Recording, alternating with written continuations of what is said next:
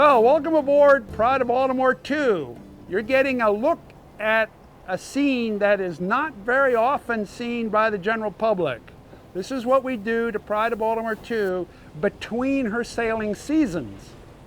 So it's a matter of protecting the ship from the sun and the rain, hence the house, but it's also after we've taken everything down that is used to go sailing and a lot of stuff out of the ship from down below for the period of time that it's going to exist between one season of sailing and the next season of sailing, because there's always a lot of maintenance to do.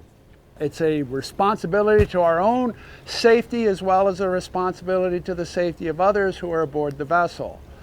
This year is a bit different. There's a global pandemic. So we have had to cancel the rest of the 2020 sailing season. So here we are in the month of June, wrapping up the ship. She'll lay under a house for the rest of this year and through the winter as we get ready for the next sailing season in 2021.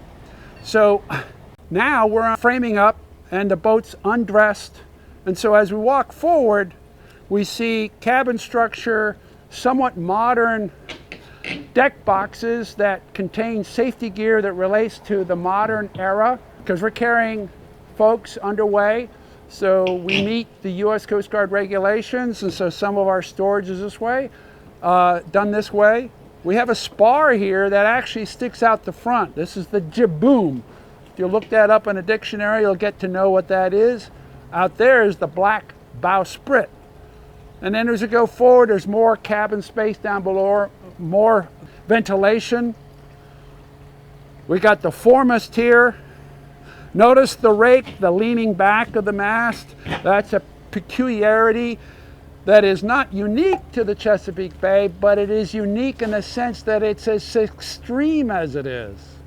A vessel this size, of this period of time, the 1812 war period of time, having this much rake was very uncommon. And it was a typical thing for Baltimore boats, Baltimore privateers, and schooners of the Chesapeake Bay, and is still preserved today with the skipjack fleet, which is a still ongoing commercial oystering transport gathering device, the skipjack.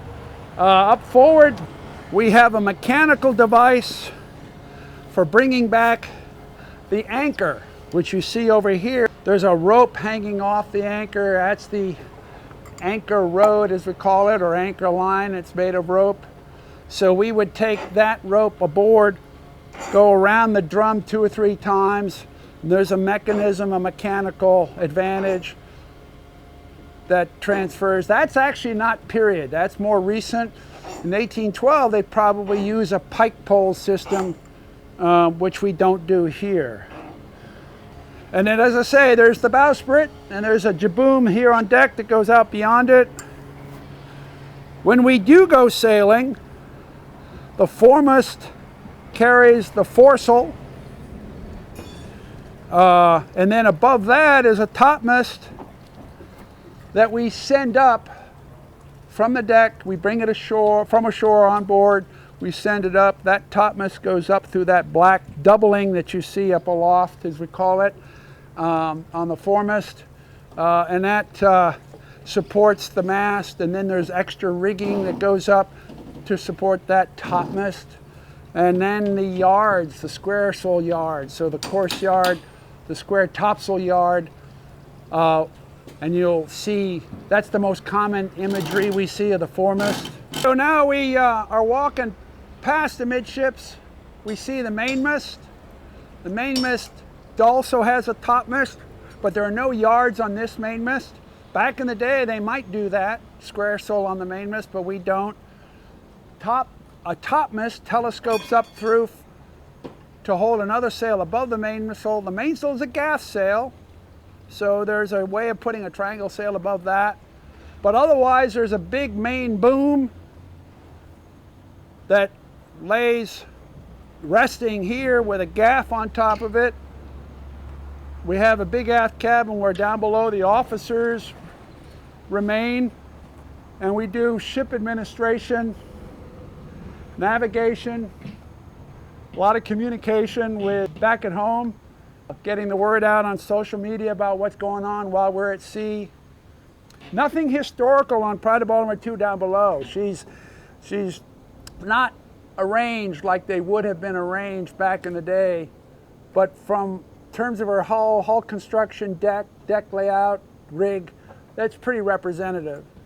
We have a small cannon here. It's a swivel cannon. The middle of the deck would normally have cannons. We've got them unloaded ashore at the moment.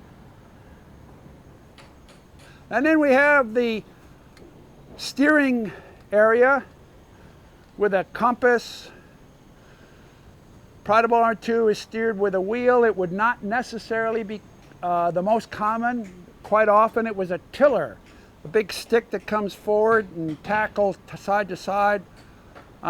This is an advantage that while it's not exclusive from the 1812 war era, it's a very great advantage in this modern area because anybody who comes sailing with us can be given a chance to steer because it's not that hard work and it's pretty straightforward. You see the horizon, steer like any vessel, and so anybody who comes for a short experience can actually have a chance at the helm.